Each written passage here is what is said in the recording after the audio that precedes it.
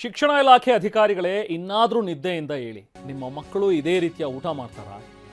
ಸರ್ಕಾರಿ ಶಾಲೆ ಮಕ್ಕಳ ಊಟದಲ್ಲಿ ಹುಳುಗಳಿವೆ ಸರ್, ಅದನ್ನು ಯಾರೂ ತಿನ್ನಕ್ಕಾಗಲ್ಲ.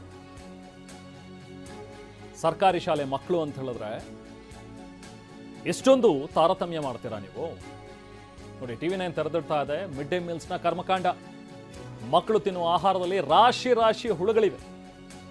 ಮಿಡ್ ಡೇ ಮೀಲ್ಸ್ ಬಗ್ಗೆ TV9 ನಡೆಸಿದಂತಹ ರಿಯಾಲಿಟಿ ಚೆಕ್ನಲ್ಲಿ ಗೊತ್ತಾಗಿರುವಂತಹ ವಿಚಾರ ನೋಡಿ. ಒಂದು ಕಡೆ ಅಲ್ಲ, ಎರಡು ಕಡೆ ಅಲ್ಲ, ರಾಜ್ಯದಲ್ಲಿ ಬೇರೆ ಬೇರೆ ಜಿಲ್ಲೆಗಳಲ್ಲಿ ಕೆಲವೊಂದಷ್ಟು ಸರ್ಕಾರಿ ಶಾಲೆಗಳನ್ನು TV9 ತಂಡ ವಿಸಿಟ್ ಮಾಡಿತ್ತು. ಈ ಸಂದರ್ಭದಲ್ಲಿ ನೋಡಿ, ಕೊಪ್ಪಳದಲ್ಲಿ ಮಕ್ಕಳಿಗೆ ಅದನ್ನು ಬೇಯಿಸಿ ಹಾಕಿದ್ದಾರೆ ನೋಡಿ. ಅಲ್ಲಿ ಅದರಲ್ಲಿರುವಂತಹ ಹುಳುಗಳು ಇವೆಲ್ಲವೂ. ಇನ್ನೊಂದು ಕಡೆ ರಾಯಚೂರು ದಾಸ್ತಾನು ಇಟ್ಟಿದ್ರು. ಅಲ್ಲಿ ಆ ದಾಸ್ತಾನು ತೆಗೆದು ನೋಡಿದ್ರೆ ಬೇಳೆ ಎಲ್ಲವೂ ಕೂಡ ಹುಳ ಹಿಡಿದ್ಬಿಟ್ಟಿದೆ, ಪೌಡ್ರ್ ಆಗ್ಬಿಟ್ಟಿದ್ದಾವೆ ಎಲ್ಲವೂ. ಇನ್ನೊಂದು ಕಡೆ ಗೋಧಿನೂ ಕೂಡ ಹುಳುಗಳು, ನುಸಿ ಹುಳುಗಳು ಎಲ್ಲವೂ ಅದಕ್ಕೆ ಬಾಧಿಸ್ತಾ ಇವೆ. ಇನ್ನು ಕಲಬುರಗಿಯ ದೃಶ್ಯಗಳನ್ನು ಕೂಡ ನೋಡ್ತಾ ಇದ್ದೀವಿ ನೋಡಿ. ಈ ಥರ ಸಾಲು ಅವಾಂತರಗಳು ಈ ಬಿಸಿಯೂಟ ಯೋಜನೆಯಲ್ಲಿ ಆಗ್ತಾ ಇದೆ.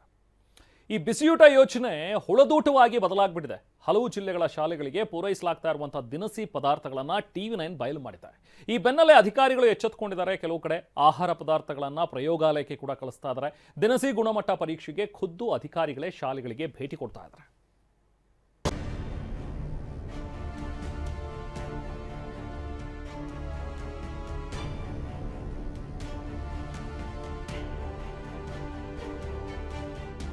ಅಬ್ಬಬ್ಬಾ, ಅಕ್ಕಿ ಬೇಳೆಯಲ್ಲಿ ಹುಳ ಅಲ್ಲ, ಹುಳುಗಳ ರಾಶಿಯೇ ತುಂಬಿ ಹೋಗಿದೆ. ತಟ್ಟೆಯಲ್ಲೂ ಹುಳು, ಚೀಲದೊಳಗೂ ಹುಳು. ಮಕ್ಕಳಿಗೆ ಹುಳು ತುಂಬಿರುವ ದಿನಸಿಯನ್ನೇ ಬೇಯಿಸಿ ಬಡಿಸುತ್ತಿದ್ದಾರೆ. ಕೊಪ್ಪಳದ 2 ಶಾಲೆಗಳ ಕರ್ಮಕಾಂಡವನ್ನ ತೆರೆದಿಟ್ಟಿದ್ದ TV9 ಕೊಪ್ಪಳದ ಮತ್ತೊಂದು ಶಾಲೆಯಲ್ಲೂ ಹುಳು ಪೀಡಿತ ದಿನಸಿಯನ್ನ ಪತ್ತೆ ಹಚ್ಚಿತ್ತು.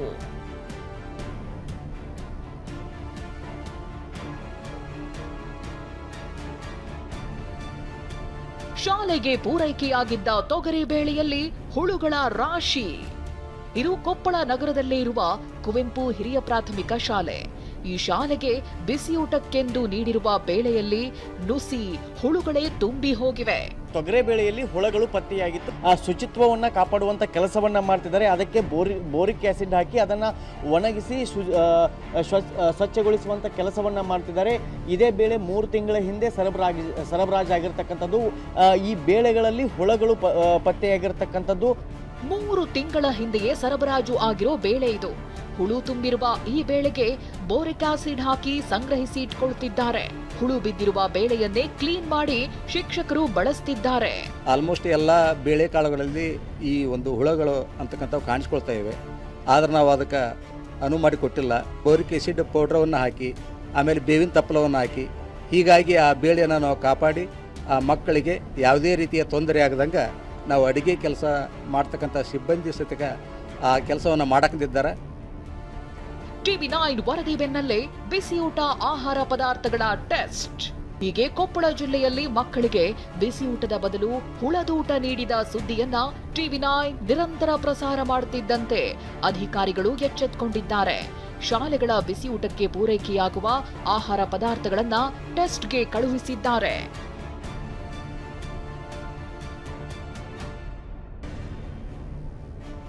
TV9 ವರದಿ ಹಿನ್ನೆಲೆ ನಿಗಮದ ಮಳಿಗೆಯಲ್ಲಿದ್ದ ಆಹಾರ ಪದಾರ್ಥಗಳನ್ನ ಪರೀಕ್ಷೆಗೆ ರವಾನಿಸಲಾಗಿದೆ.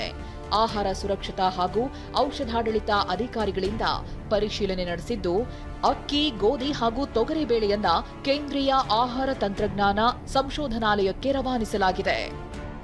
TV9 ವರದಿ ಬೆನ್ನಲ್ಲೇ ಕೊಪ್ಪಳದ ಬಿಸಿಯೂಟ ದಿನಸಿ ಸಾಮಗ್ರಿಯನ್ನ ಅಧಿಕಾರಿಗಳು ಟೆಸ್ಟ್ಗೆ ಕಳುಹಿಸಿದ್ದಾರೆ. ಈ ನಡುವೆ ಯಾದಗಿರಿ, ರಾಯಚೂರಿನ ಬಿಸಿಯೂಟ ದಿನಸಿಯು ಕಳಪೆಯಾಗಿರುವುದು ಬಯಲಾಗಿದೆ.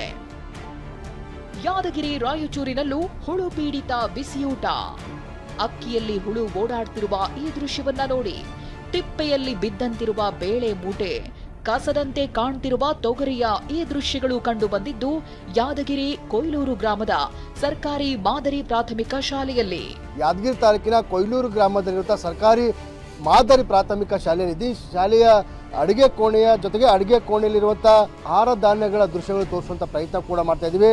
ಈ ಒಂದು ಶಾಲೆಯಲ್ಲಿ ಮಕ್ಕಳಿಗೆ ಬಿಸಿ ಊಟಕ್ಕೆ ಬಳಕೆಯಾಗುವಂತ ಗೋಧಿ ಏನಿದೆ, ಗೋಧಿ ಕಂಪ್ಲೀಟ್ ಆಗಿ ನುಸಿ ಹುಳಗಳಿಂದ ತುಂಬಿಕೊಂಡು ಹೋಗಿರುತ್ತದೆ.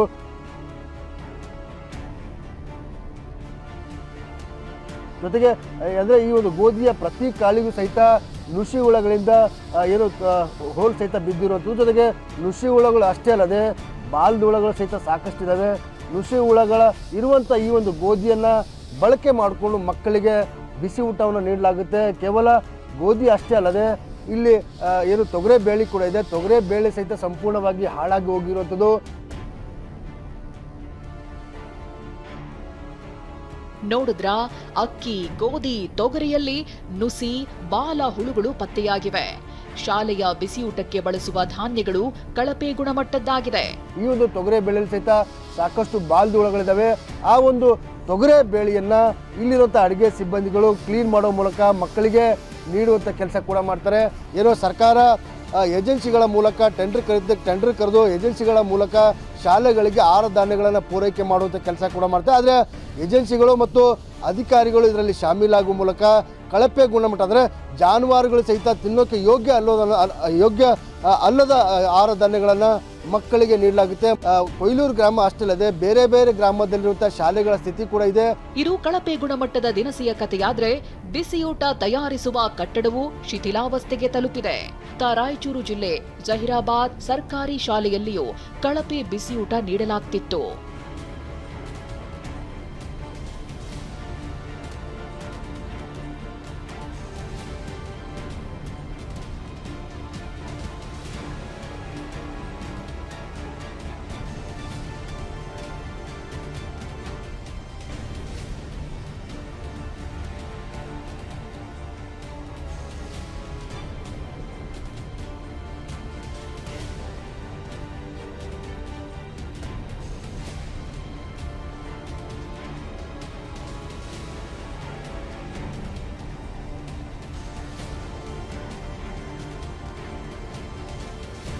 ಆಹಾರ ಸಚಿವರ ತವರು ಜಿಲ್ಲೆಯಲ್ಲೂ ಪರಿಸ್ಥಿತಿ ಭಿನ್ನವಾಗಿಲ್ಲ.